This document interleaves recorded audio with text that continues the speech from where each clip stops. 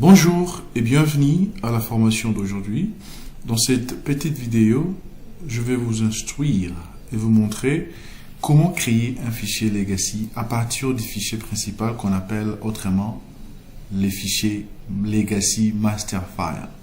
Ok? Je fais cette vidéo parce que jusque-là, certains d'entre nous ne comprenons pas profondément la valeur et l'importance d'utilisation du fichier legacy master file. Ok? Pendant cette vidéo, nous allons parcourir les points suivants. Nous avons le premier point, créer les dossiers de l'interview et nommer-les pour correspondre aux fichiers IP venant du téléphone. Nous parlerons de la manière dont nous allons copier et coller les fichiers legacy master file sur le plus récent de notre bureau dans le dossier de l'interview. Nous allons ensuite renommer le fichier legacy collé pour qu'il corresponde au nom du fichier de l'interview. Nous allons ensuite ouvrir le fichier legacy renommé et commencer à saisir les informations. Et ensuite, nous allons voir comment nous rassurer que nous sommes en train d'utiliser un fichier master file qui contient déjà les 3 premiers niveaux pour chaque localisation. Et au cas où le territoire approprié n'est pas disponible, nous allons voir aussi comment l'ajouter. D'accord ? Voilà, j'avais dit que dans chaque machine que vous utilisez pour ce projet, au bureau ici, vous devez avoir les fichiers legacy master file que je vous ai donné. Je souligne. Dans chaque machine que vous recevez, il y a souvent un dossier à gauche qu'on appelle les fichiers master file, tout ça. Il y en a plein dedans, il y en a pour chaque pays respectif. Je vous conseille d'effacer ces dossiers et de le supprimer de votre bureau. Je vous déconseille de vous référer à ces fichiers master file là pour créer vos fichiers legacy. En fait, pourquoi allons-nous utiliser un fichier master file pour commencer à saisir nos noms pour créer un fichier legacy au fait? Legacy, comme vous le savez, c'est un logiciel que nous installons dans toutes vos machines. Quand je appuie sur le bouton démarrer, je peux chercher Legacy parmi tous ces logiciels ici. Mais pour aller un peu plus vite, je vais juste commencer à taper dans la recherche Legacy. Voilà. Legacy 9.0 se trouve là. C'est le logiciel qui est installé dans la machine. C'est de cette façon qu'on trouve ou qu'on retrouve un logiciel qu'on a installé dans votre machine en les recherchant ici dans la recherche en appuyant d'abord sur la touche du menu démarrage. D'accord? Alors, je ne veux pas cliquer sur les legacy ici pour commencer à saisir mes informations. Je les laisse tranquillement installés dans la machine telle qu'il est.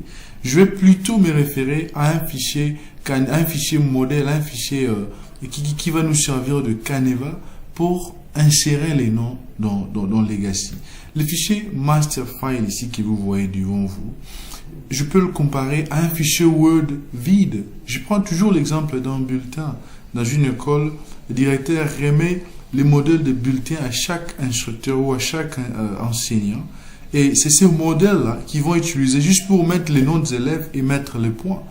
Ok? Il y a déjà un modèle que tout le monde doit suivre. C'est la même chose avec ces fichiers legacy. On ne demande pas à chaque enseignant de recréer un nouveau bulletin. La même chose avec Legacy. On ne vous demande pas d'aller là-bas et d'ouvrir Legacy parce qu'en suivant cette procédure, vous pouvez ouvrir Legacy et créer un nouveau fichier pour vos interviews. On ne vous demande pas de le faire. On vous demande d'utiliser un modèle de fichier déjà existant. Pourquoi nous exigeons à ce que vous utilisez le fichier Legacy Master File pour faire votre travail? Regardez, je vais ouvrir, vous voulez cliquer sur ce fichier Master File. Pourquoi on vous exige ceci? C'est parce que dans ces fichiers master file, on a préenregistré toutes les localisations de tous les territoires en Afrique. Ok? Parce que l'un des éléments les plus importants que vous devez retenir par rapport à ces projets est que un nom n'est complet que lorsque ce nom est associé à un lieu de naissance et un lieu de décès, et aussi à une date de naissance et une date de décès. Et dans un fichier Legacy Master File que je vous donne, il y a déjà toutes les localisations d'Afrique enregistrées là-bas, tout le territoire que vous pouvez chercher en Afrique, nous avons pré-enregistré ces territoires dans ces fichiers master file.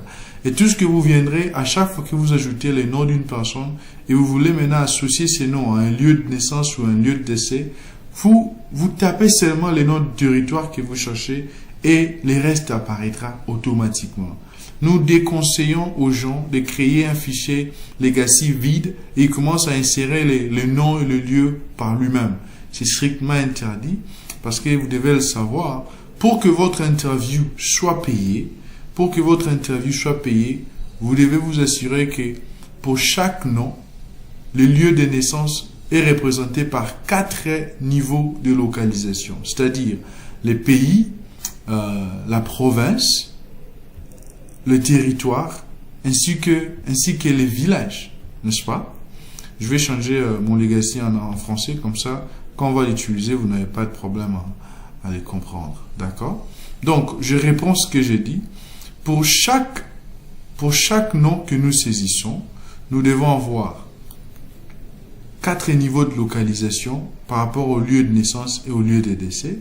Nous avons le pays, suivi de la province, suivi du territoire ainsi du village. Les fichiers masterfile vous donnent déjà les 3 premiers, c'est-à-dire les pays, la province et les territoires, et vous n'ajouterez que le village devant le territoire et votre nom sera complet. D'accord?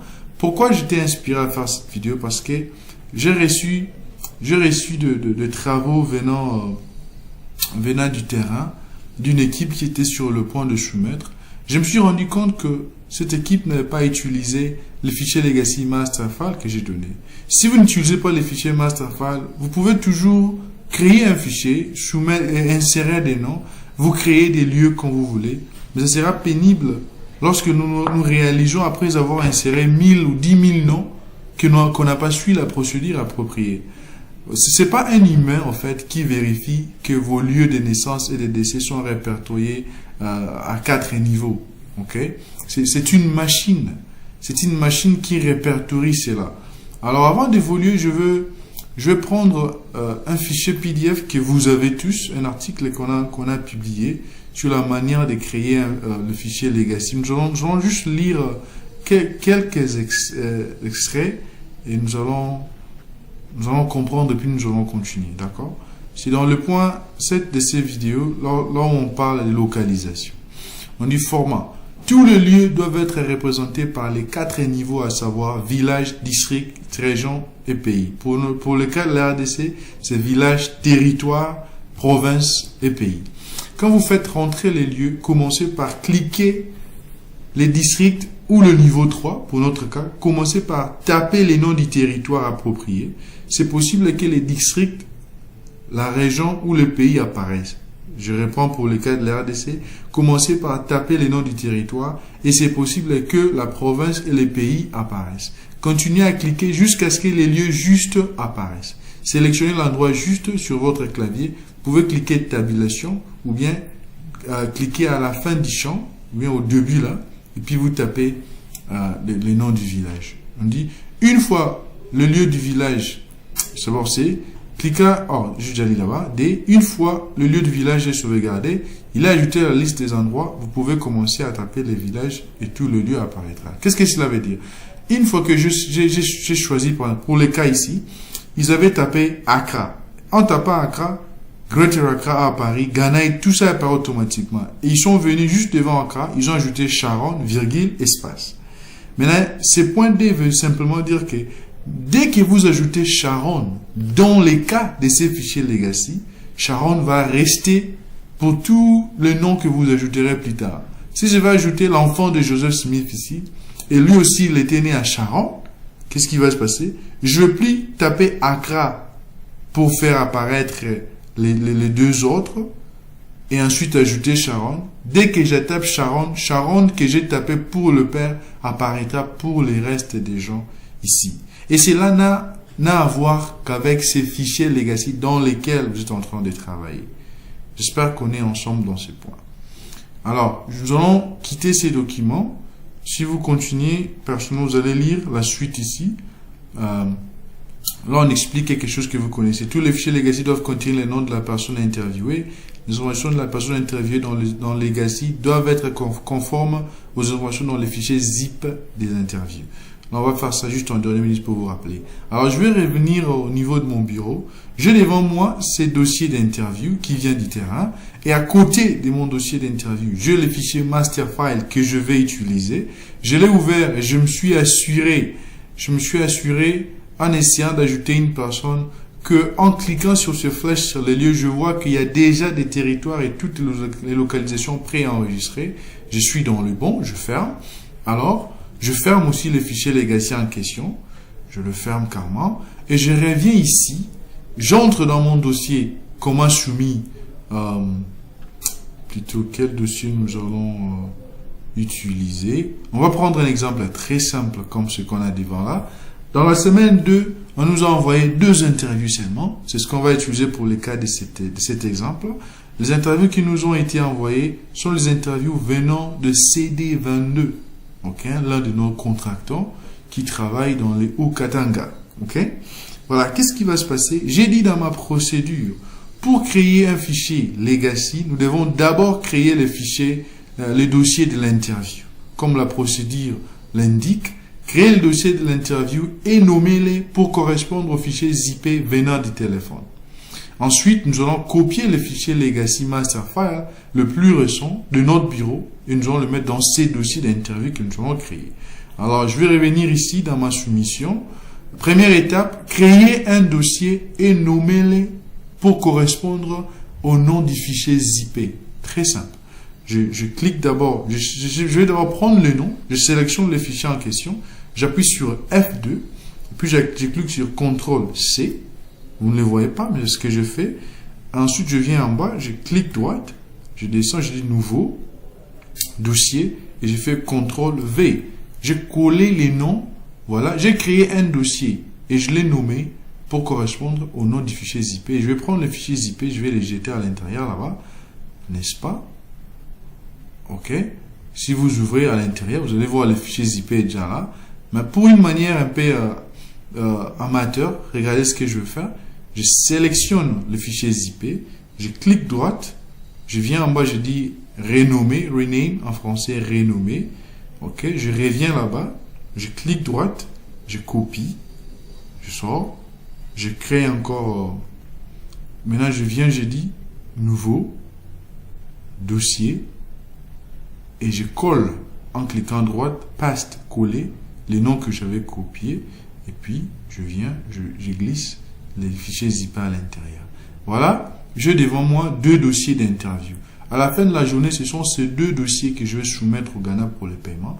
Mais avant cela, je ne suis pas encore fini. Je dois maintenant aller dans mon bureau, comme le stipule notre troisième point, copier et coller les fichiers Legacy Master File le plus récent de votre bureau dans le dossier de l'interview et renommer les fichiers Legacy collés pour qu'ils correspondent au nom du dossier de l'interview.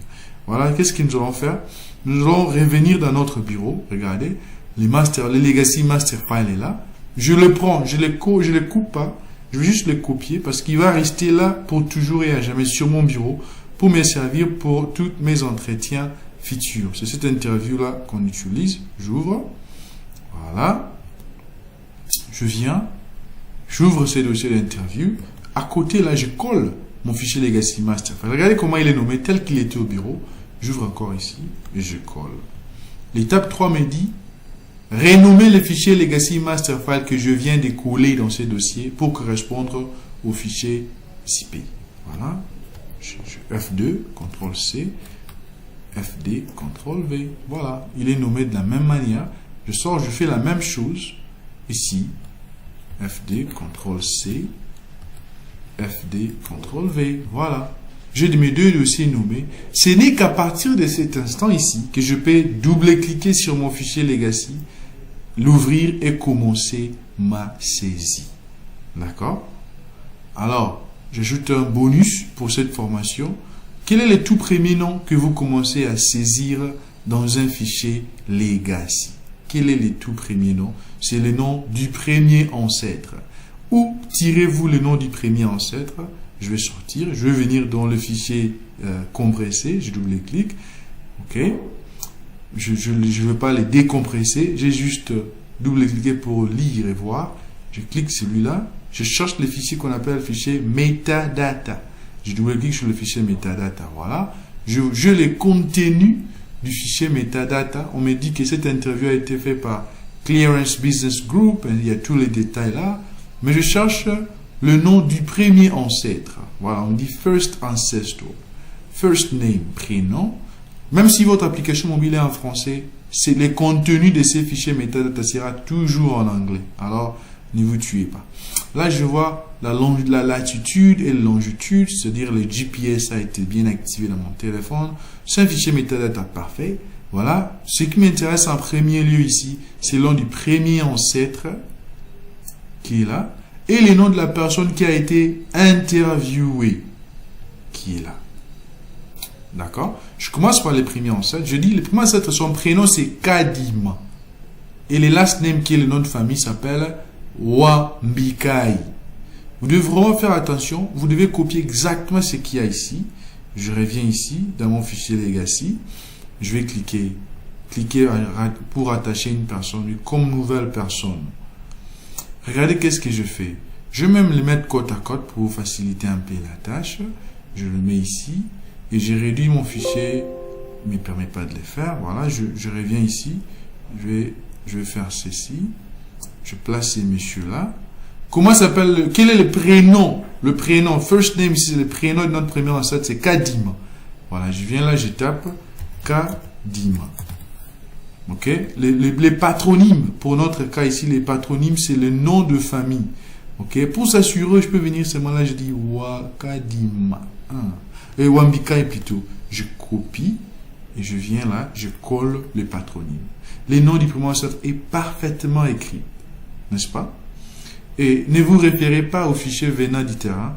Vous voyez le formulaire de la généalogie orale là où les agents de terrain écrivent des noms. Ne vous référez pas à ces fichiers pour insérer le nom du premier ancêtre. Sinon, il risque de l'avoir écrit différemment de la façon dont il avait écrit dans l'application mobile. D'accord?